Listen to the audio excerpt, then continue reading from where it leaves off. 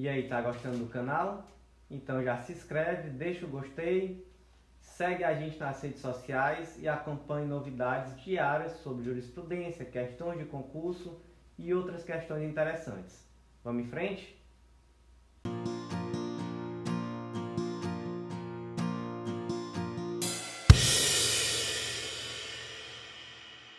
Então vamos conversar agora um pouquinho aqui sobre o regime jurídico dos bens públicos. A pergunta que fica, talvez, que eu pode ter ficado até agora, é por que a gente estuda bens públicos, o que diferencia um bem público de um bem particular na prática? Além de todas aquelas classificações que a gente viu até agora. O fato é que um bem, pelo simples fato dele ser público, ele vai estar sob um regime jurídico completamente diferente do regime jurídico dos bens particulares. E as principais características desse regime jurídico são 4. Vamos ver aqui no quadro: impenhorabilidade, não onerosidade, imprescritividade e alienação condicionada. O que cada um deles quer dizer? Vamos lá para a impenhorabilidade. A impenhorabilidade quer dizer simplesmente que os bens públicos não serão penhorados para garantir uma execução contra a fazenda pública. Ou seja, se eu tenho um crédito perante a fazenda pública, em nenhuma hipótese eu posso requerer que qualquer bem público seja penhorado para satisfazer a minha garantia. Gente, isso tem um motivo. O motivo disso é porque, em primeiro lugar, a fazenda pública é devedora solvente. Ela tem como me pagar. Então, por isso, não há nenhum sentido em eu requerer uma garantia. O segundo motivo disso, gente, é que a lei já prescreve como a fazenda pública vai me pagar. A fazenda pública vai me pagar necessariamente por meio de precatório ou de requisição de pequeno valor.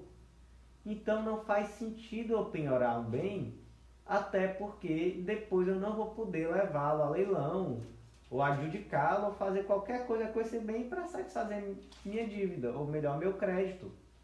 Então não faz sentido penhorar um bem da administração. E é por isso que os bens são impenhoráveis.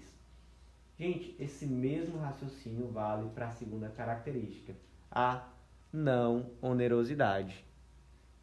Quanto a esse ponto, desculpem, só uma observação que não pode escapar. Gente, não tenham dúvida sobre isso. Bens dominicais também não podem ser penhorados. Mas, professor, é um prédio abandonado, não está servindo para nada. Não pode ser penhorado. Mas, professor, é uma sucata. Não pode ser penhorado. Quando que vai ser penhorado? Não será penhorado. Vamos lá, próxima característica. Não onerosidade. Gente, mesma coisa. O que é onerar?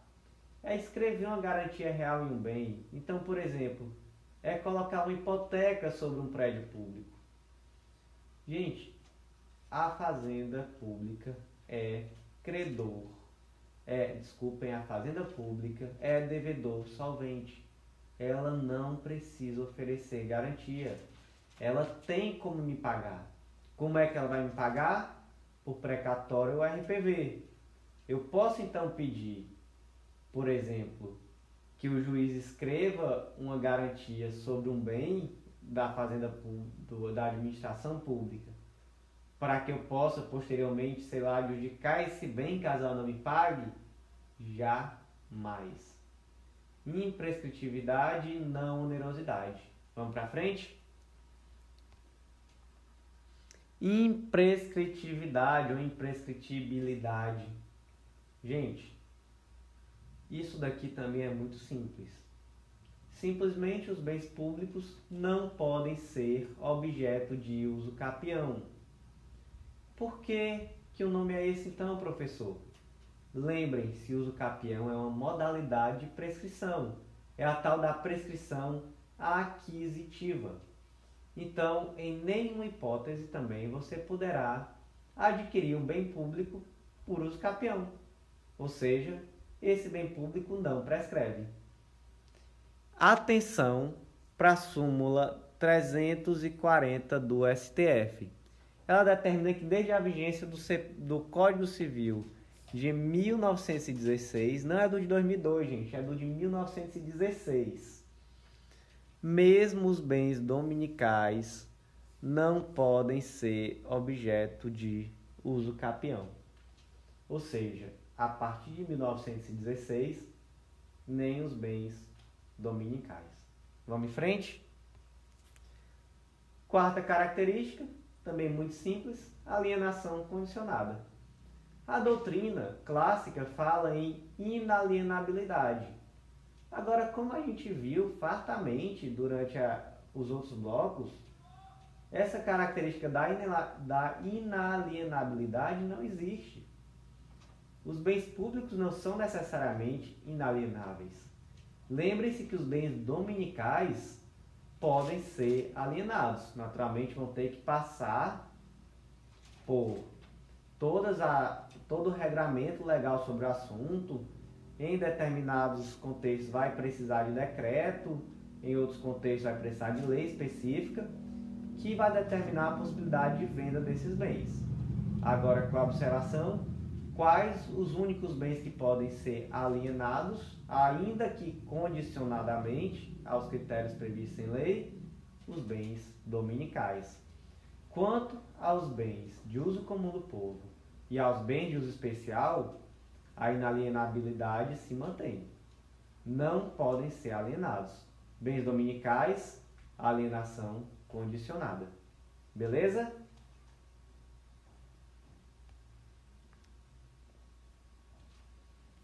E agora mais uma classificação que é quanto ao uso dos bens. Gente, os bens podem ser objeto de uso comum ou de uso especial. Uso comum é a utilização dos bens pelos membros da coletividade sem exclusividade ou discriminação entre si. Então, por exemplo, quando é que eu faço uso comum da rua? É quando eu saio para andar, para correr, quando eu saio no meu carro. Quando é que eu faço uso comum de uma repartição pública? É quando eu vou lá, pego a minha senhazinha e aguardo ser atendido. Esse é o uso comum. É o que nós fazemos no dia a dia. Eu não posso estar andando na rua, me acordar num dia meio virado no humor e querer que saia todo mundo da rua para andar sozinho. Não. O uso comum é o uso sem exclusividade. É o uso normal do bem público. E uso especial? Uso especial é a utilização privativa ou mediante remuneração de um determinado bem público. Então, por exemplo, eu posso requerer à administração pública que me permita fazer a festa de São João na minha rua. Uma festa de São João na minha rua, e aí eu vou ter que fechar essa rua e só vai poder entrar aquelas pessoas determinadas pela administração do evento. É impossível isso acontecer? Não. Eu posso fazer esse uso privativo, que é um tipo de uso especial do bem público. E qual é o uso remunerado? O uso remunerado é aquele que se dá mediante o pagamento. Então, por exemplo, para andar numa rua onde haja pedágio, numa rodovia onde haja pedágio, eu provavelmente, necessariamente vou ter que pagar pedágio. Ou então vou ter que pagar a entrada para um teatro público. Uso especial remunerado. Gente, essas modalidades de uso especial a gente vai estudar no próximo bloco e eu aguardo vocês lá.